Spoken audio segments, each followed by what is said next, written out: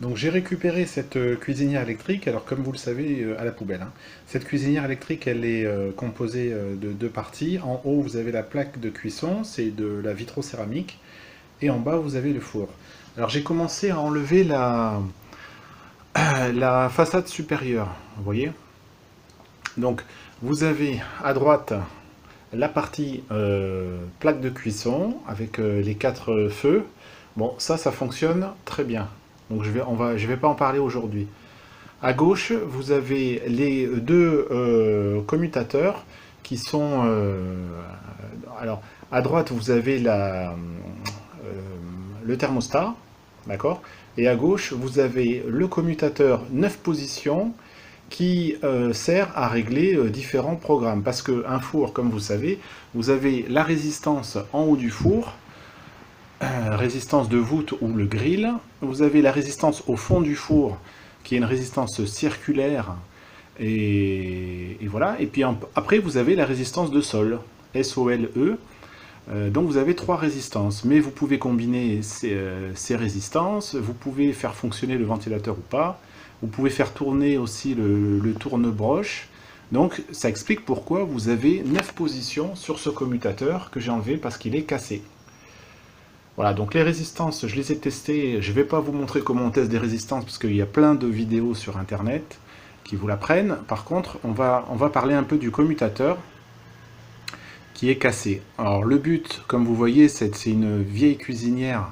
C'est pas de racheter un commutateur neuf parce que ça coûte 42 € frais de livraison compris. Donc c'est trop cher et puis il me manque en plus comme vous le voyez, il me manque les boutons de commande. Il me manque également un morceau d'isolant. Il me manque des voyants qui sont cassés, donc je ne vais pas me lancer dans une réparation coûteuse. Je vais faire une réparation pour 0 €. Donc je ne vous montre pas non plus comment on fait pour enlever les vis de cette plaque là, la plaque supérieure, c'est quand même assez facile. Donc à droite, vous avez les quatre commutateurs, si vous voulez, qui commandent les feux de cuisson, les feux de la plaque de cuisson, mais ça fonctionne, je ne vais pas en parler. À gauche, vous avez ici, on voit le thermostat du four, et là on voit le commutateur. Donc ce commutateur, bien sûr, j'ai débranché l'alimentation, hein. Le commutateur, il a 9 positions, il y a plein de fils à l'origine qui venaient se brancher sur ces cosses, et donc c'est cette pièce qui vaut 42 €, ce bout de plastique.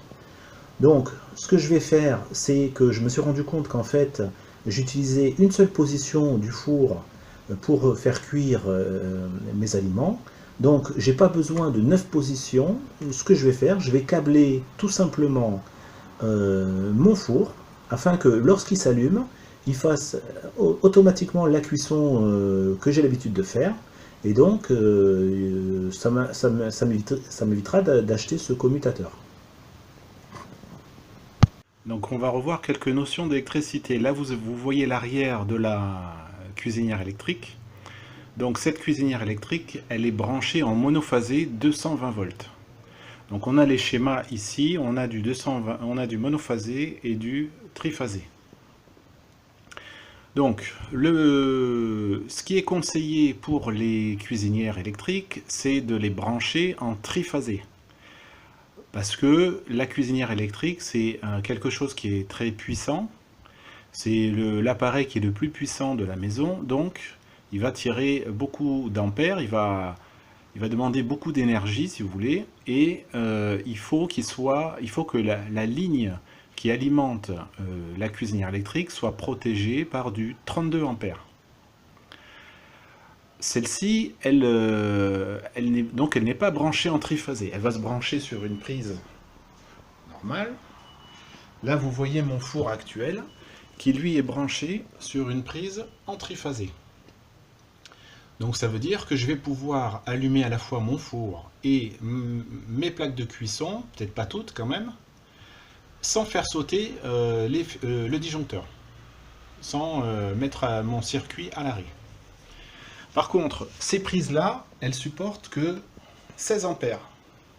Donc ça veut dire que si je branche ma cuisinière électrique sur une prise normale, eh ben, je vais pouvoir fonctionner soit le four, soit les plaques de cuisson, et encore pas toutes, mais je ne peux pas faire fonctionner et le four et les plaques de cuisson en même temps.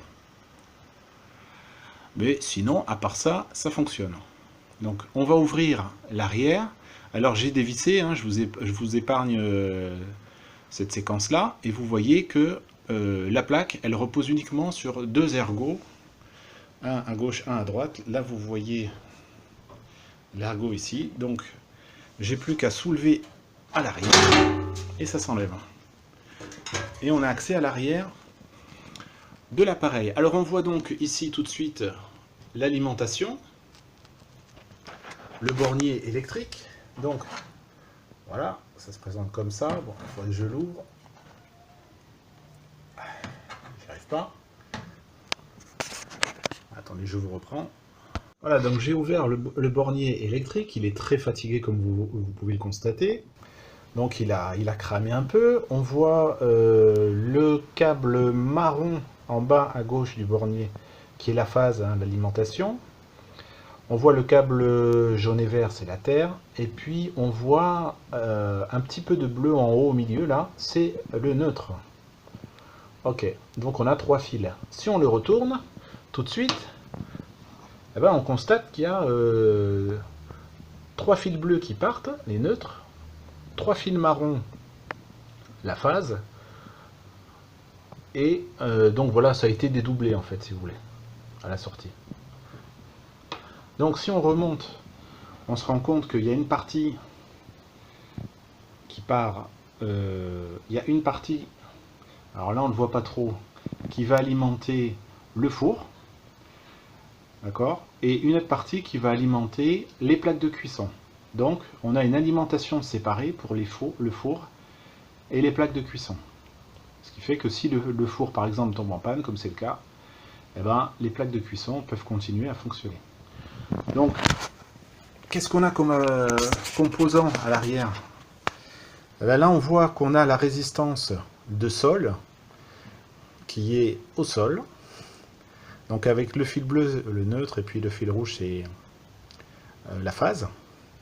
On a le moteur du ventilo, hein, le moteur de chaleur tournante ici, pour pulser l'air dans le four. Ici, on a un petit moteur de tourne-broche dont je ne me servirai pas.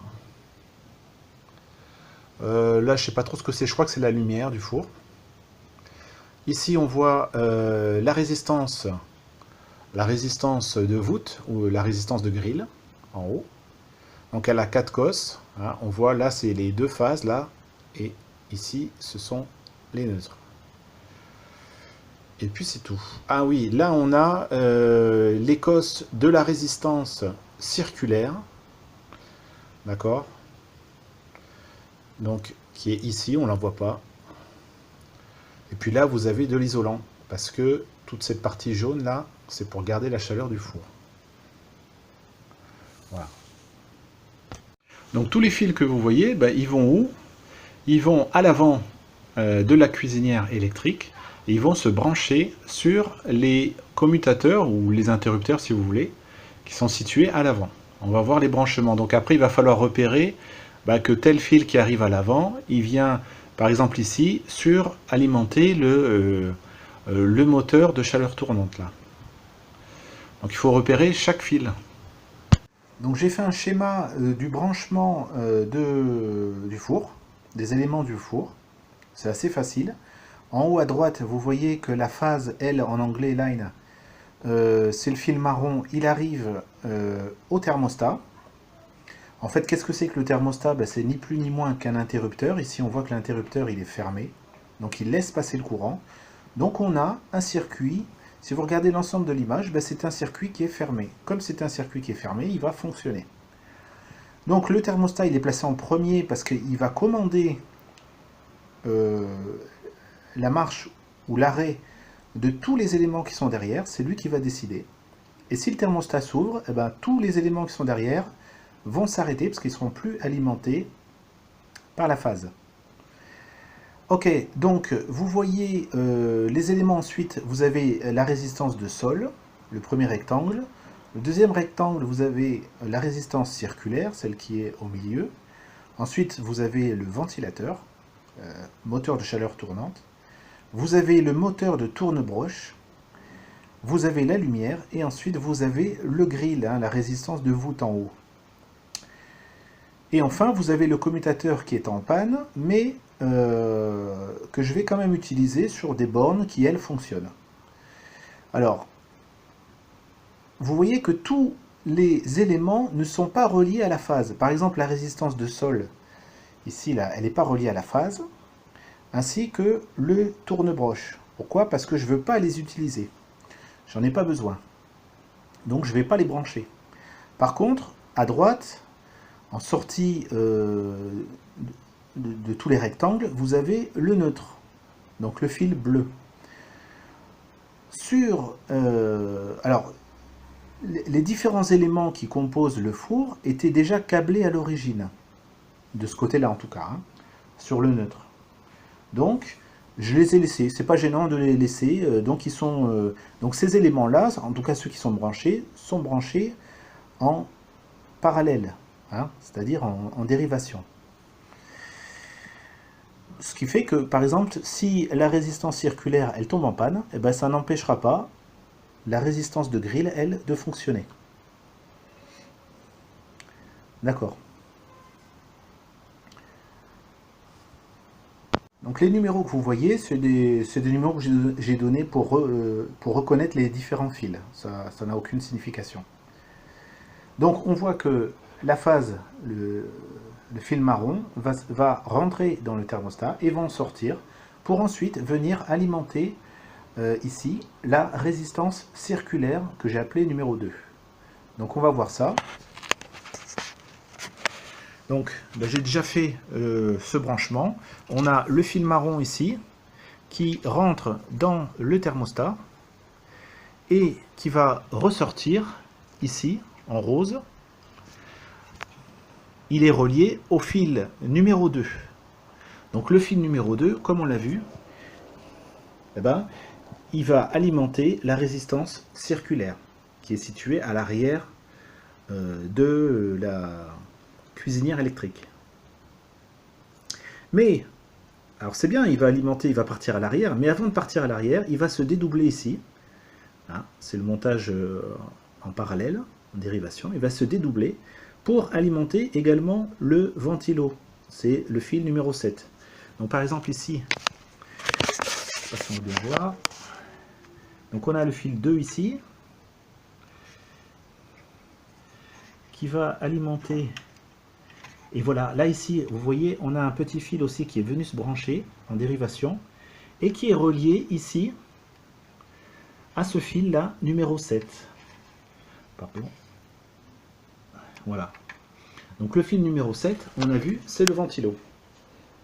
Mais avant de partir alimenter le ventilo, hop, on a encore un fil qui part vers la lumière et puis encore un fil qui part vers le grill. Vous voyez? Donc si on regarde la résistance de voûte, la résistance du grill, on voit qu'il y a deux phases ici et deux neutres là. Donc il y a 4 bornes. Donc en fait ici sur le schéma, il faudrait plutôt dessiner ici 2 bornes. Donc simplement la phase ici alimenterait la borne 4 comme je l'ai noté et la borne 5 ici. Donc si on regarde ce que ça donne ici, bon, on sait que donc la phase elle part du ventilo, là 7, pour venir. Alors on va squeezer la lumière pour l'instant. Donc 7 va venir directement sur le grill. Donc si on regarde, voilà, là on voit le fil 7, il va venir donc alimenter c'est compliqué là. Voilà, il va venir alimenter avec ce fil marron ici le fil numéro 4, je ne sais pas si on le voit, voilà, ici. Et du fil numéro 4, il y a un fil blanc qui part pour alimenter le fil numéro 5. D'accord? Donc, on a bien branché la résistance de grill. Donc on voit que sur le schéma, ensuite, On a un fil bleu qui part de la résistance de sol et qui va aller à chaque fois sur chaque élément.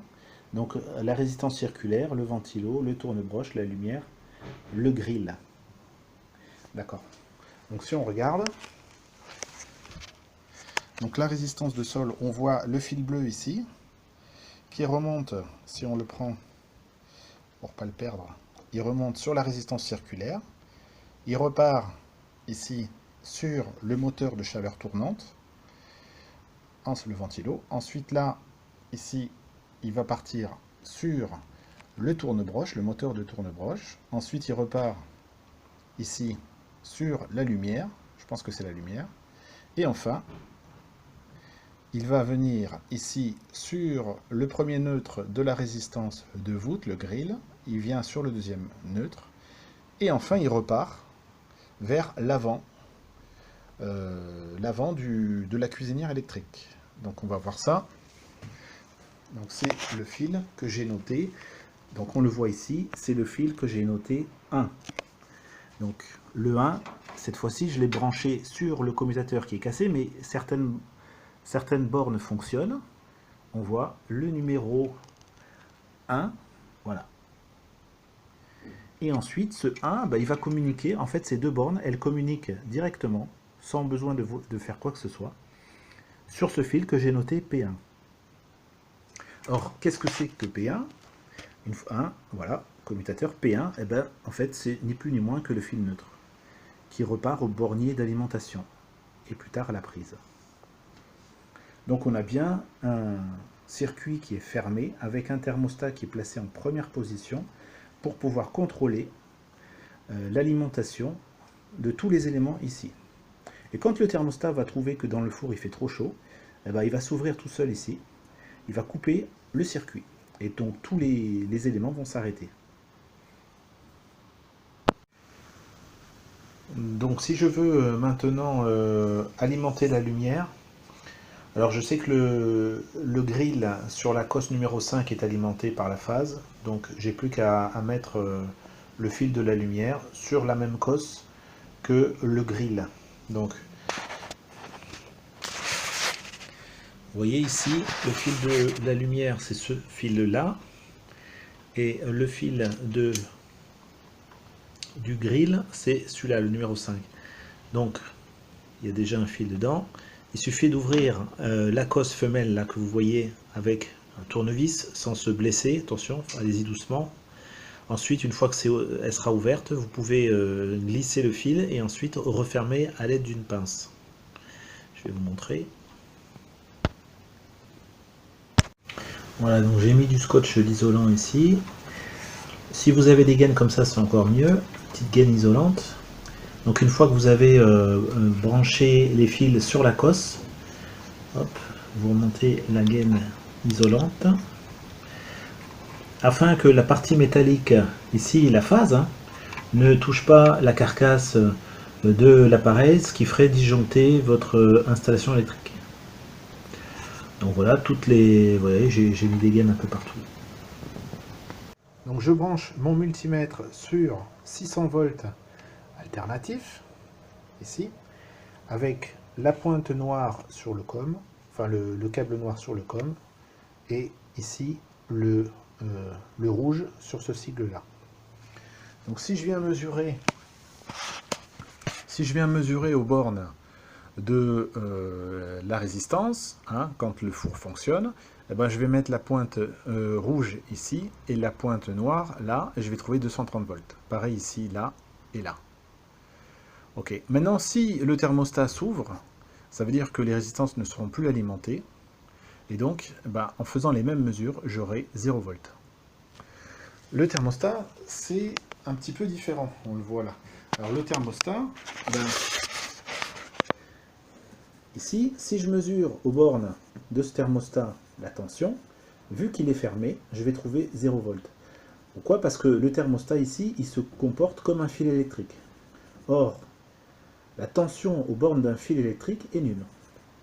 Et puis, quand le thermostat va s'ouvrir, parce que le thermostat va couper l'alimentation, il fait trop chaud dans le four, si je mesure la tension aux bornes de ce thermostat, je vais trouver 230 volts. Donc une multiprise comme une prise électrique, eh bien elle supporte 16 ampères. Donc c'est pas gênant, hein, 16 ampères pour une cuisinière électrique, à condition de ne pas faire tout fonctionner en même temps, hein. Choisissez soit la plaque de cuisson, et encore pas tout, soit le four. Voilà, donc on arrive à la fin de la vidéo. On va tester maintenant le bon fonctionnement du four, qui ne marchait pas du tout. Donc j'allume, et on va voir le moteur de chaleur tournante qui devrait tourner normalement. Voilà. Donc le moteur de chaleur tournante tourne. Là on voit que la lumière fonctionne également. Et même si vous ne le voyez pas, eh ben, les résistances fonctionnent également. Donc pourquoi cette réparation? Pour ne pas investir 1 euro dans les pièces abîmées, bah, c'est pour, déjà pour apprendre, il y a un côté pédagogique, hein, pour apprendre le fonctionnement d'un four électrique.